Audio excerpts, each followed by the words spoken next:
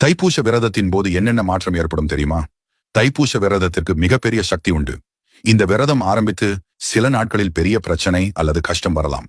இந்த விரதம் இருக்கணுமா அப்படிங்கிற அளவுக்கு கலக்கங்கள் வரும். இதில் மட்டும் யாரும் கலங்கி விடாதீர்கள். அசைவம் உங்களை தேடி தேடி வரும்.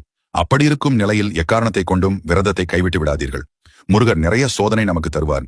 அதனை எல்லாம் கடந்து வந்து, எனக்கு எது நடந்தாலும் நீ எனக்கு வேண்டும், உன் அருள் எனக்கு வேண்டும் என்று கூறி முழு மனதோடு விரதம் இருக்க வேண்டும். இப்படி இருந்தால் முருகன் உங்களுக்கு துணை நிச்சயம் உங்களுக்கு உண்டு.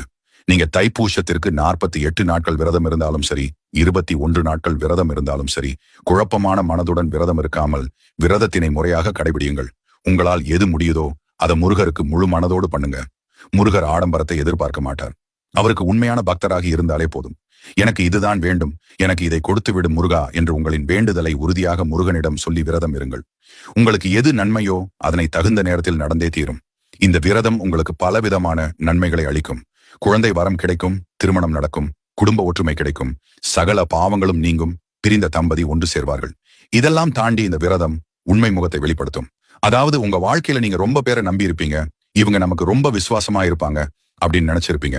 அவர்கள் எல்லோர் மனதிலும் சில பொறாமை, வன்மம் இருக்கும். அப்படி இருக்கும் ஆட்களை இந்த விரத காலம் உங்களுக்கு அடையாளப்படுத்தும். அவர்களின் உண்மை முகத்தை உங்களுக்கு காட்டும். எனவே தைப்பூச விரதத்தினை முருகருக்கு உண்மையாக இருந்து